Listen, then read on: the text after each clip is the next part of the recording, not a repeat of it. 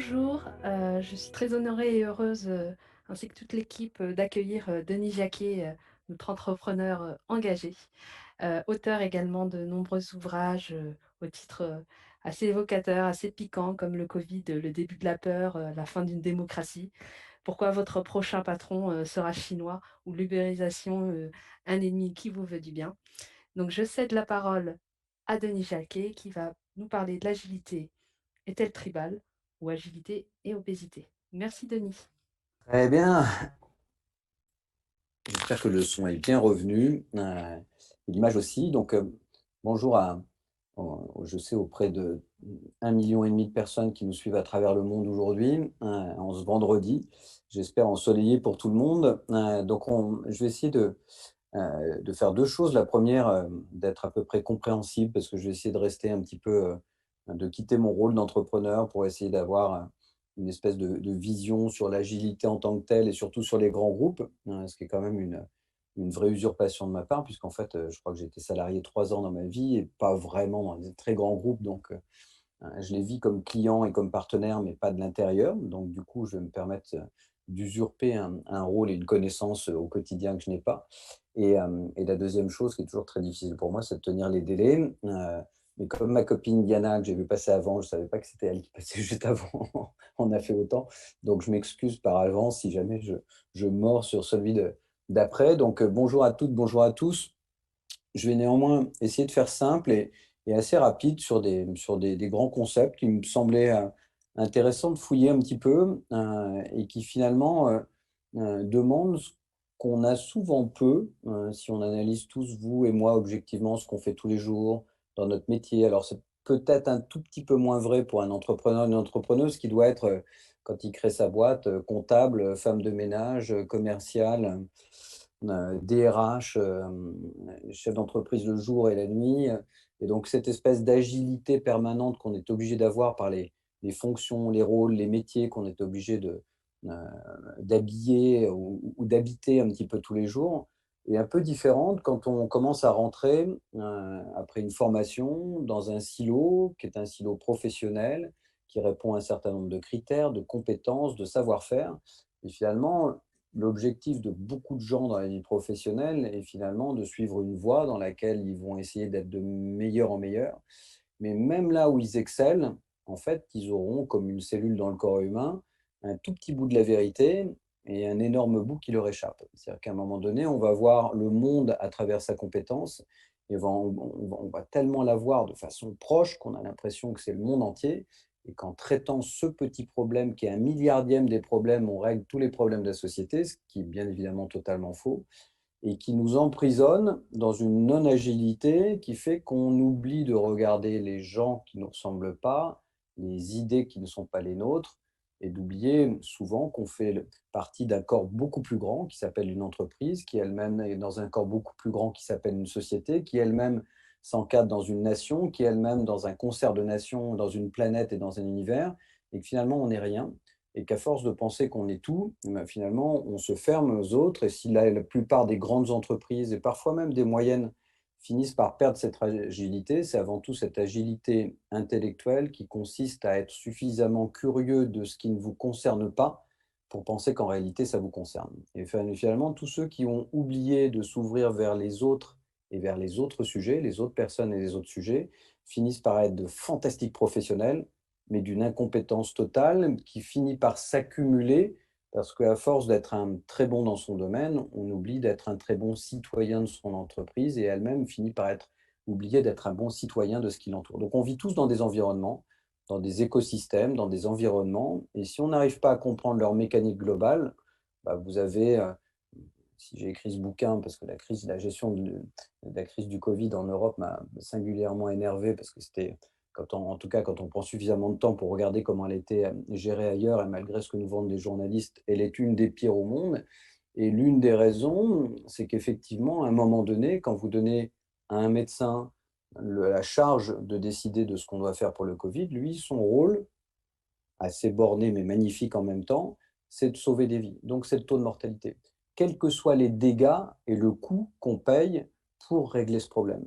Et c'est ça toute la problématique de l'agilité. C'est de perdre effectivement cette capacité à aller voir autour de nous. Donc, après vous avoir fait cette intro non prévue et qui n'avait aucun rapport direct avec mon sujet, je vais revenir à mon sujet. Donc, si vous avez lu l'intitulé, l'idée c'était de dire effectivement l'agilité est-elle tribale? Donc, on reviendra un peu sur ce que nous sommes vraiment. C'est-à-dire, enfin ça, bon, des Yuval Harari le dirait 1 milliard de fois mieux que moi, mais des Pascal Pic en France aussi. C'est-à-dire qu'avant tout, on est des chasseurs-cueilleurs, on est toujours programmés pour ça et j'y reviendrai tout à l'heure. Et de l'autre côté, de savoir si c'est vraiment, et c'est pour ça que c'est intéressant cette conférence qui pourrait s'arrêter tout de suite en disant: «Écoutez, on ne peut pas être gros et agile». Voilà, et du coup, ma conférence aurait duré, exactement 7 minutes et j'aurais fini parce que on pourrait très bien aboutir à cette conclusion en disant: «Mais pourquoi chercher de l'agilité dans une personne morale qui est obèse? C'est incompatible, c'est pas possible». Donc il faut quand même aller un peu plus loin, creuser un petit peu plus, mais c'est vrai qu'à la base, le corps de la grande entreprise est trop lourd pour permettre la moindre agilité. Donc, est-ce que c'est une qualité qu'on doit lui trouver? Ou est-ce qu'au contraire, elle doit effectivement, presque comme une personne physique, dans certains cas, quand elle est en surpoids, en perdre pour la retrouver?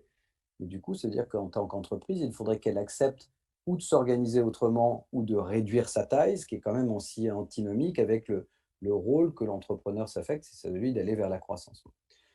La deuxième chose, bien évidemment, pour tous ceux d'entre vous qui travaillent dans un grand groupe, et ils le savent, mais c'est vrai dans le public comme dans le privé, la politique peut l'emporter sur l'efficacité et souvent sur la compétence. Bon, je passerai toutes les histoires que j'ai vécues depuis 15 ans en France, avec des très hauts fonctionnaires qui sont en France sont inamovibles, c'est-à-dire même quand ils sont incompétents, on ne peut pas les bouger. Donc, le critère, effectivement, fait qu'à un moment donné, l'agilité politique dans un groupe permet à certains individus d'être les moins ou pas les plus compétents et pourtant d'être aux endroits stratégiques. Parce qu'ils ont une capacité relationnelle, une capacité à faire en sorte que les relations s'articulent et les pouvoirs s'articulent, mais qui ne garantit en rien qu'ils soient compétents. Et ça, c'est impossible, totalement impossible, à l'échelle d'une petite et moyenne entreprise. Moi, je suis un homme de PME depuis plus de 25 ans, comme Diana que vous avez eu avant, qui a eu un parcours grand groupe et puis est devenue entrepreneuse. Moi, j'ai pratiquement été tout le temps entrepreneur dans ma vie. Vous ne pouvez pas être entouré de gens incompétents dans une petite entreprise. C'est impossible, ça n'existe pas. Donc, du coup, les gens qui ne sont pas compétents sortent, alors que des gens qui ne sont pas compétents, vous en trouverez plein dans les administrations, vous en trouverez plein dans les grandes entreprises et pourtant, ils sont parfois à des rôles stratégiques. Donc du coup, ça, c'est un premier facteur de blocage et ça, c'est un problème énorme qui nourrit, ce processus de non-agilité. Le deuxième, c'est effectivement que les processus, la routine peuvent bloquer l'innovation et le progrès et donc la prise de risque. Et ça, on y reviendra, c'est cette schizophrénie qui fait que, mais plus on grossit, plus on a besoin de grossir, parce qu'on essaie de devenir le plus puissant sur son marché jusqu'à aller, comme des Amazon, et cetera, à chercher le monopole pour être en situation de non-concurrence, en détruisant toute concurrence au passage, en étant extrêmement innovant pour le faire, jusqu'à un moment où on arrive à se cliquer, où on n'arrive plus à innover, où les processus se bloquent et finalement, ben, on n'a plus d'agilité, parce qu'on est, le gras l'emporte sur le muscle et à un moment donné, ça paralyse un petit peu tout. Et puis, l'entassement, et c'est ça la grande difficulté, la grande différence entre une grande boîte et une petite boîte, c'est quand vous avez une boîte de 10, 20, 30, même 50, allez jusqu'à une centaine de personnes, vous entendez ce que disent tout le monde. Dans une grande boîte, dans une grande administration, les couches hiérarchiques étouffent le bruit d'en bas et permettent souvent que de laisser filtrer le bruit d'en haut. Donc en fait, en haut, on n'entend plus et en bas, on n'écoute plus. Donc du coup, à partir du moment où il y a pas de communication, l'agilité est complètement impossible. Même un individu agile tout de suite et tout seul dans une boîte de 160 000 personnes, ou je sais pas, chez Securitas de 460 000, Sodexo 380 000, ne peut pas, à lui seul ou à elle seule, transformer la non-agilité de son groupe. Donc du coup, est-ce que c'est possible pour une grande boîte d'être agile ou une grande structure? D'ailleurs, je ne veux pas parler de grandes entreprises, on peut parler du public aussi, et Dieu sait s'il y a peut-être encore plus à creuser sur ce sujet. Et puis là, à nouveau, la crise du Covid nous a fait voir à quel point notre technocratie était plutôt crasse que techno. Et donc, du coup, on a un retour, une question à se poser pour savoir comment on fonctionnait il y a 300 000 ans. Là, on fonctionnait en tribu d'individus qui allaient, de ce qu'on sait en tout cas, entre 50 et 128 individus, c'était calculé assez précisément. Et finalement, c'est notre codage ADN, c'est quelque chose dont on n'est pas conscient, mais pourtant qui rejaillit quand on analyse la différence entre les grandes structures et les petites, que ce soit aussi des États ou des nations. Hein, quand vous regardez une démocratie comme celle des pays du Nord ou celle de la Suisse, c'est quelque chose qu'on n'a jamais réussi à reproduire aux États-Unis, en Russie et en Chine. C'est juste impossible. La taille affecte le fonctionnement et c'est relativement naturel. Donc, qu'est-ce que j'avais envie de vous dire là-dessus?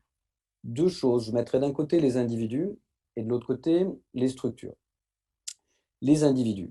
Vous et moi, que vous le vouliez ou non, et souvent on n'ose pas se l'avouer, on n'aime pas la différence et on n'aime pas le monde. Je ne veux pas dire qu'on est tous exclusifs et qu'on déteste la différence, mais on n'est pas codé pour ça. Donc à l'origine, une tribu, puisqu'on est né chasseur-cueilleur, une tribu, c'est une masse d'individus extrêmement compacts qui ne s'aiment pas forcément les uns les autres, mais qui sont voués à vivre ensemble, réussir ou échouer ensemble. Donc chacun est dépendant de l'autre. Donc c'est d'ailleurs très proche du fonctionnement d'une PME, en gros de 50, 100, 120 personnes, c'est qu'à un moment donné, vous n'avez pas besoin d'avoir des gens qui sont tous des potes.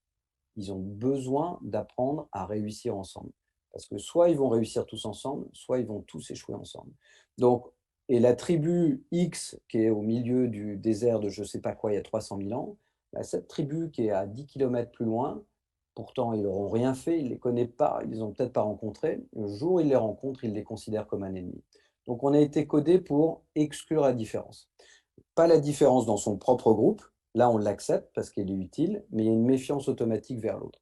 Ça, pour moi, c'est déjà le début de l'explication du fait qu'à un moment donné, on n'est pas fait pour travailler dans des très grandes organisations où on ne connaît pas les gens et on ne se reconnaît pas, et on ne sait pas créer une agilité à partir de gens qui ne veulent pas fonctionner ensemble. Si les maillons ne sont pas articulés, vous ne pouvez pas avoir une roue ou un organisme agile. Et on n'aime pas la masse. Hein. Donc, si on vit dans un pays, c'est parce qu'on n'a pas le choix. Mais la réalité, c'est qu'on n'aime pas ça. Donc, l'idée, c'est que l'individu est fondamentalement réticent à la différence, réticent à la foule et réticent à faire, faire en sorte que soit supplanté par l'intérêt collectif son intérêt individuel. Et ça, politiquement, c'est aussi une grande dichotomie qui tente à se gommer aujourd'hui, mais entre d'un côté toute une gauche qui s'est construite sur une forme de c'est le bonheur collectif qui doit faire l'individuel, alors qu'une frange plus libérale disait que c'était le bonheur individuel qui doit rejaillir sur le collectif. Vous aurez tout de suite compris que je suis plutôt dans la deuxième famille, mais dans une famille libérale sociale qui fait qu'à un moment donné, on n'a jamais, moi je ne crois pas, qu'on puisse avoir des gens qui sont heureux parce qu'ils sont en collectivité et que tout à coup ça épanouit. À partir du moment où ils n'ont pas choisi les bénéfices, les règles, etc., je ne connais pas de gens qui sont heureux comme ça. On a tout essayé, soit par la force en Union soviétique, à Cuba ou ailleurs ou en Corée. On l'a essayé plus classiquement par les hippies et les kibbutz. Ça n'a jamais pris. Bon. Donc à un moment donné, j'ai besoin d'un bénéfice personnel perçu pour accepter effectivement de fonctionner en collectivité. Donc du coup, en réalité, la vraie raison, c'est qu'on n'est pas fait pour vivre dans des grandes structures, ni des nations, ni, ni des grands groupes, et que donc du coup, c'est déjà un handicap très fort pour cette notion d'agilité. Donc on est capable de reconnaître un univers identifié, il est de mon village, il est de mon pays quand je suis à l'étranger, là par contre on accepte cette référence-là, mais il est de ma région, il est breton, il est corse, il est truc. Donc on voit qu'il y a des identités fortes parce qu'on se réunit par des critères, on sait se ressembler. Dès que vous vous ressemblez plus, waouh, même un Corse du Sud et un Corse du Nord, on considère que c'est pas le même. Donc, et on est programmé pour un intérêt individuel, mais on est obligé par le collectif. Donc c'est toujours plutôt une obligation qu'un choix. Donc du coup, ça c'est comment on fonctionne nous, les êtres humains. Les entreprises, c'est un petit peu différent. D'abord, il y en a toute taille et il n'y a pas de bonne ou de mauvaise entreprise selon la taille. Donc du coup, la petite, franchement, moi j'ai jamais eu de problème avec la grande. Elle me pose des problèmes, mais des problèmes classiques dans le business, mais j'ai pas de racisme ou de blocage par rapport à sa différence. Et donc, c'est une grande différence par rapport à l'individu. La longévité est extrêmement variable et ne dépend pas de la taille. D'ailleurs, je vous donnerai quelques exemples tout à l'heure qui sont vraiment révélateurs du fait qu'aujourd'hui, avoir une boîte de grande taille ne vous garantit pas que vous existerez encore dans 5 ou dans 10 ans. Et par contre, la taille, ça garantit au moins un temps la puissance la résistance, le pouvoir de normer et donc d'imposer les normes au reste de l'industrie et éventuellement de bloquer les autres. Donc moi, ce que je ne peux pas faire dans une PME, un grand groupe ne peut pas le faire. Donc finalement, moi, je suis en bagarre permanente concurrentielle. Lui, au moins pendant une période de sa vie, le grand groupe, quand il est vraiment prédominant, encore assez innovant et assez en avance, en gros, il peut même écraser le reste du marché par sa taille, hein. Et donc cette puissance fait qu'il n'est pas du tout agile, mais il est toujours là. Donc c'est pour ça qu'on reviendra à nouveau à la question de tout à l'heure, de savoir si un grand groupe a vraiment sa nécessité, c'est d'être agile. Vous verrez que finalement, je finirai par dire oui, mais pour l'instant, à l'origine, on peut vraiment se poser la question jusqu'au bout. Et le too big to fail, hein, qu'on a entendu au moment des Lehman Brothers, etc., en 2008-2009, pendant la crise financière, reste encore quelque chose de fort. Bon. La deuxième chose, et c'est là où on rentre dans l'antinomie, c'est que pour survivre, elles doivent être innovantes. Mais pour survivre, elles ont aussi besoin de limiter leurs risques, prendre le moins de risques possible pour toujours être dans la meilleure marge du marché, pas faire d'erreurs, pas commettre de faux pas. Or, l'innovation, c'est le risque. Donc finalement, vous avez des boîtes qui, au bout d'un moment, sont créées pour tuer le risque, et en tuant le risque, elles tuent l'innovation. Et donc, du coup, cette schizophrénie, j'ai besoin d'innover pour aller plus loin, mais je ne peux pas innover parce que je norme tout et j'encadre tout pour qu'il y ait le moindre risque, parce qu'en plus, je ne fais pas confiance à l'individu en contrepartie, bah, créer un univers schizophrène qui explique que progressivement, les très gros peuvent mourir eux aussi. Bon. Donc, ce qui fait qu'aujourd'hui, au XXIe siècle, elles doivent être rapides de plus en plus, parce que les boîtes qui les agressent, les disrupteurs, ce que j'avais appelé les ubérisateurs, enfin, c'est pas moi d'ailleurs qui avait inventé le terme, c'était Maurice Lévy, je crois, le patron de Publicis, à l'époque, dans une interview. Les ubérisateurs, ils sont plus rapides, ils sont extrêmement souples, ils sont extrêmement agiles, et ils s'affrontent effectivement à des géants qui sont obèses et incapables de courir comme eux le 100 mètres sur 42 kilomètres. Mais à un moment donné, les Google, les Amazon, etc., sont obligés d'aller chercher eux aussi l'innovation ailleurs parce que plus ils grossissent, moins ils innovent. Donc du coup, on arrive dans ce paradoxe où je prends plus de risques, j'innove plus, j'ai plus d'agilité. Dans le même temps, si je veux survivre, il me faut cette agilité et j'arrive pas à décoincer ce carcan. Donc c'est là où l'agilité va vraiment être nécessaire. Et en même temps, même les boîtes digitales, progressivement, qui ont une durée de vie de plus en plus courte d'ailleurs, on le verra sur les marchés boursiers notamment, arrivent et disparaissent. Avant, une boîte pouvait rester 30-40 ans listée sur un marché. Aujourd'hui, la plupart ont tendance à rester moins de 5 à 8 ans, ce qui est une grande, grande transformation.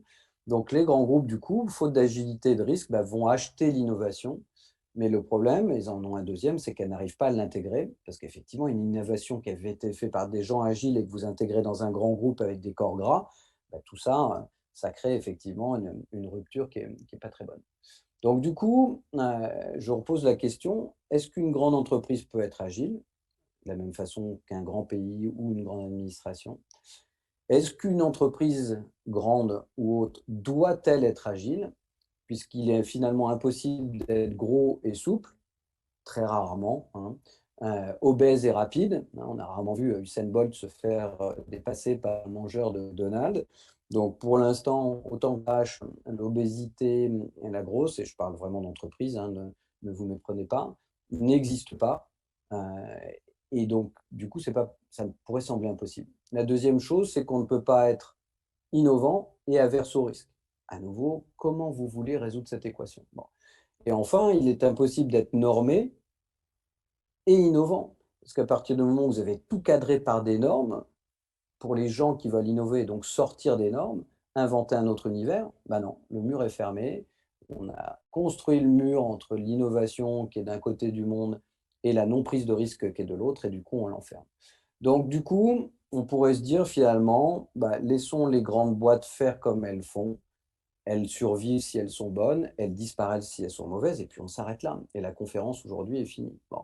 Mais sauf que c'est plus possible, parce qu'effectivement, et je vais vous donner une statistique qui est intéressante. Alors, la première, je vais revenir à la paléontologie, mais qu'est-ce qui est mort en premier quand ces météorites se sont abattus sur notre belle planète?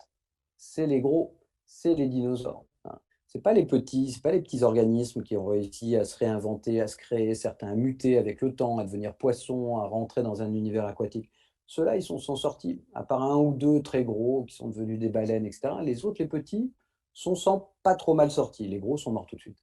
Ils n'ont même pas eu le temps de réfléchir. Et c'est exactement ce qui se passe depuis le début de la disruption avec ces nouvelles plateformes. La deuxième chose que certains d'entre vous savent certainement, mais ça mérite toujours d'être rappelé, il y a 20% des boîtes qui étaient à Wall Street il y a 40 ans qui sont encore aujourd'hui vivantes et cotées. 20%. En 40 ans, on a perdu 80% de ces dinosaures. Ils sont morts.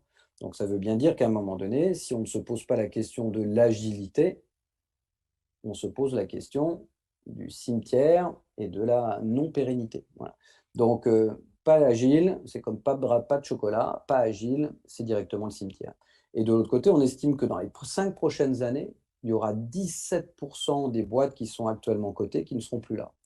Et quand on regarde, vous regardez les rapports du BCG, les rapports du Wall Street Journal, etc., qui ont été faits ces 5 dernières années, la longévité des boîtes tend à réduire et des boîtes, vous en avez vu plein dont on expliquait qu'elles allaient tout défoncer et qui, 5 ans après, disparu. Bon, sans compter, regardez General Electric qui était sorti de la cote récemment et d'autres boîtes mythiques, même en France, qui sont sorties de la cote il y a quelques temps et qui ont été remplacées par des nouveaux. Bon. Donc, c'est l'histoire de la vie, mais ça s'accélère. Bon. Et enfin, du coup, les disrupteurs maintenant, en plus, parviennent à être encore assez agiles assez longtemps pour réussir à tuer les gros et le puissant en place. C'est-à-dire que le puissant qui avait l'argent, la situation dominante, la capacité de normer, est en train de perdre son trône. Il est en train de. Au début, on tape la graisse, ça rebondit, ça fait des ondes, mais au bout d'un moment, on arrive quand même à l'étouffer, à le mettre par terre, et il disparaît. Et surtout, et ça le rend encore moins agile, c'est que les talents n'y vont pas. Alors, je ne sais pas si dans cette conférence des 2 jours, certains vont s'exprimer sur la partie RH, mais vous n'avez pas d'agilité si vous n'avez pas de nouveaux talents. Or, aujourd'hui, tous les DRH des grands groupes vous le disent, on n'arrive plus à recruter. J'étais avec le patron d'un Big Four, que je ne citerai pas tout à l'heure pour ne pas lui faire d'ombre, parce que ce n'est pas de sa faute.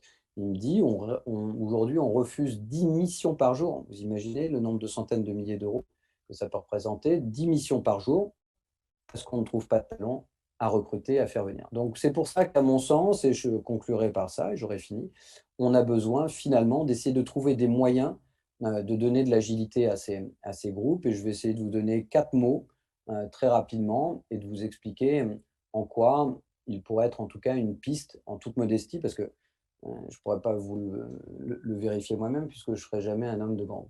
La première chose, c'est la diversité. Vous ne pouvez pas avoir innové, c'est risqué. Risqué, ça suppose notamment de la confiance, parce que vous donnez à quelqu'un cette confiance nécessaire pour qu'il aille risquer, prendre un risque, celui d'échouer. Et donc, ça veut dire que vous allez aussi accepter des gens qui pensent différent de vous, qui vont s'emparer de cette innovation, qui vont vous dire que ce que vous faites, vous ne le faites pas bien, vous pourriez le faire mieux ou différemment. C'est la différence entre l'incrémental et la disruption. Il faut que vous acceptiez cette diversité, cette différence et donner confiance à cette différence. C'est le truc que l'être humain a le plus de mal à faire, surtout quand il est haut dans les strates, où il est en train de mettre mon bon modèle en danger. Il faut vraiment s'arracher le cœur de l'ADN pour réussir à faire ça. Donc l'innovation, ça n'est pas de la recherche de la similarité, ça recherche au contraire de voir comment on pourrait faire mieux et autrement quelque chose qu'on a trop pris l'habitude de faire et dont on voit bien que progressivement, il nous mène à l'échec.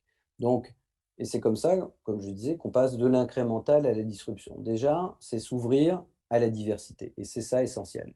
Et quand vous regardez bien les organigrammes, moi je suis un produit de grande école, au bout d'un moment, si on veut supprimer aujourd'hui l'ENA, ce qui n'était pas du tout la solution, mais qui était une partie de la solution, euh, aujourd'hui, le problème, c'est pas de supprimer de l'ENA, c'est de faire que les grands corps de l'administration soient dirigés, non pas uniquement par des énarques, mais aussi par des gens qui viennent d'écoles de commerce, d'universités, c'est-à-dire des gens avec diversité d'opinions. Pour ça, ça marcherait mieux. Il n'y a pas besoin de supprimer l'ENA pour faire ça. Il suffit juste d'ouvrir à la diversité le recrutement. Donc on n'ouvre pas, que toutes les boîtes d'ingénieurs sont dirigées par des ingénieurs, que toutes les boîtes de commerce sont dirigées par des gens de grandes écoles et qu'on considère que pour ces 5% qu'ont fait les grandes écoles, on regarde en haut les 95 autres qui restent, ça ne peut pas fonctionner. On ne peut pas avoir d'agilité sans diversité. Le deuxième mot-clé, pour moi, c'est le risque. Vous l'avez compris, je l'ai déjà prononcé plusieurs fois. Donc, il n'y a pas d'innovation sans risque. Donc, on risque de perdre quelque chose, mais on risque aussi surtout de gagner beaucoup. Donc, ça veut dire qu'il faut assouplir les normes, il faut remplacer par une dose de confiance et 2 doigts d'inconscience. Donc il faut de la confiance et il faut de l'inconscience. Quand on est entrepreneur, pourquoi on réussit? Quand on réussit, hein, ce qui est pas acquis, hein, c'est une boîte sur 12 hein, qui vraiment surperforme dans le monde aujourd'hui, c'est les statistiques. Ça veut dire qu'à un moment donné, on a eu cette inconscience d'aller où personne ne vous attendait. Cette inconscience d'aller contre toute rationalité en disant: «Mais pourquoi ce qu'il propose? Pourquoi le propose-t-il? Il ou elle complètement barré, complètement barjot» et d'ailleurs, c'est ce qu'on dit beaucoup des entrepreneurs, ils sont malades. Bon, bah, oui, nous, les entrepreneurs, nous sommes des anomalies et il faut l'assumer. Et ces anomalies, elles sont intéressantes parce qu'elles apportent cette dose de dénormalisation et d'inconscience qui fait qu'on sort d'un espèce de cadre unique pour penser le monde différemment et justement pas juste son monde, mais de l'intégrer dans un monde plus vaste. Et donc du coup, il faut accepter le chaos. Voilà. Et donc accepter le chaos, accepter l'inconscience, accepter la confiance dans une grande entreprise, c'est très compliqué. Donc ça veut dire qu'il faut réussir à distiller cette notion et donc supprimer ce qui tue la France d'ailleurs, notamment, c'est-à-dire le principe de précaution qui a ruiné notamment cette crise du Covid, pas que chez nous, mais quand même très principalement. Parce que moi, j'ai une vieille phrase que j'avais inventée, dont je suis très fier, qui dit que voilà, tous ceux qui font de la précaution un principe font de la réussite une exception. Et ça se prouve à chaque fois. Le troisième mot-clé, c'est fractionner. Ça veut dire qu'à un moment donné, une boîte de 360 000 personnes, c'est juste pas possible. Et pourquoi Sodexo marche? Parce qu'en fait, c'est un assemblage de plein de petites unités. C'est des restos d'entreprise, des restos de collectivités, etc. C'est des entités de 10, 15, 20, 30, 40 personnes. Donc en fait, tu n'as pas une boîte de 360 000, tu as 360 000 boîtes tu as 36 000 boîtes de 10 personnes ou 3 600 boîtes de 100 personnes. Et là, ça marche. Donc, ça veut dire qu'à un moment donné, il ne faut pas que la boîte, c'est comme le combat sur l'écologie, etc. Est-ce qu'on doit aller forcément à la décroissance? Non, il faut toujours de la croissance, mais pas la même.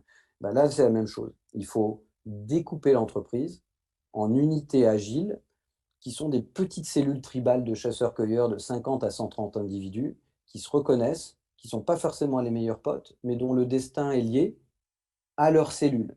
Et ensuite, de trouver à l'échelon de l'entreprise des gens dont le métier, c'est de coordonner ces cellules. Il ne faut plus arrêter ces pyramides qui fait que celui qui est tout en haut est capable d'assembler les 360 000 personnes qui sont en dessous. Ce modèle va progressivement disparaître, il ne peut pas fonctionner, il est condamné à mourir, pour plein de raisons que j'évoquerai pas aujourd'hui. Il est déjà en début de déliquescence. Le télétravail va donner un coup d'assommoir supplémentaire en indépendantisant encore plus les jobs, en les fractionnant, les éloignant. La réalité de l'entreprise va disparaître dans les 10 ou 15 prochaines années. Donc il faut fractionner, découper en cellules et donner une culture de la cellule avant de penser à la culture de l'entreprise. Parce que les gens seront heureux dans un univers qu'ils comprennent et du coup, ils sauront pourquoi ils se battent, pas pour la boîte de 360 000, pour la cellule d'une centaine d'individus. Donc, et il faudra chercher l'intérêt commun à toutes ces petites cellules, et c'est ça la culture d'entreprise, mais une nouvelle forme qu'il faudra inventer, mais elle passe d'abord par l'égoïsme de l'individu, l'égoïsme de la cellule, et ensuite ça peut éventuellement marcher. Donc, et surtout, il faut viser la reconnaissance par la performance interne ou externe. C'est-à-dire que la reconnaissance, pour moi, c'est la clé, hein. L'agilité, il n'y a pas d'agilité sans reconnaissance. C'est-à-dire, si vous voulez que les gens soient agiles, il faut qu'ils prennent des risques, il faut qu'ils prennent des initiatives, des responsabilités, et pour ça, il faut que vous les reconnaissiez. Si vous ne leur donnez pas de reconnaissance, vous savez, on dit toujours c'est le salaire, le salaire. Les gens, je sais pas, les gens qui sont tout en bas de l'échelle s'en foutent pas. Mais la plupart des gens, en fait, aujourd'hui, et notamment de la jeune génération, s'en foutent du salaire. Ils sont prêts, et c'est le vrai aussi pour les seniors, parce que moi j'ai travaillé énormément sur les seniors, qui étaient au chômage, et quand vous leur disiez, mais finalement, quel est le plus important pour votre retour? C'était la reconnaissance. Elle arrivait 30% en tête de tous les sondages par rapport au salaire qui arrivait en quatrième, cinquième ou sixième position. La reconnaissance. Et puis enfin, et j'en aurais fini enfin, la coordination. La coordination, effectivement, c'est la grande difficulté, parce que c'est bien de dire qu'on va fractionner, mais c'est de coordonner. Comment est-ce qu'on va coordonner sans centraliser? Et ça, c'est une stratégie globale qui est en haut. C'est des unités de coordination des cellules entre elles, très souples, mais avec une confiance et une reconnaissance. Et là, tout à coup, si vous avez cette diversité, cette acceptation de risque, ce fractionnement et cette coordination, vous pouvez tout à coup avoir une chance peut-être d'avoir une société agile et un speaker qui enfin accepte de se taire. Merci beaucoup. Merci un réel plaisir, de t'avoir Denis et je te remercie et on te remercie tous collectivement pour cette présentation. Malheureusement, cela ne laisse pas la place, aux questions. Cependant, je vous invite, à partager ensemble lors des ateliers qui vont suivre. Je vous remercie et je vous invite à aller sur la plateforme, Wello. Encore merci Denis Avec plaisir. et Bonne et je vous souhaite une conférence bonne continuation. Merci Denis. et Bonne bravo. journée. Merci.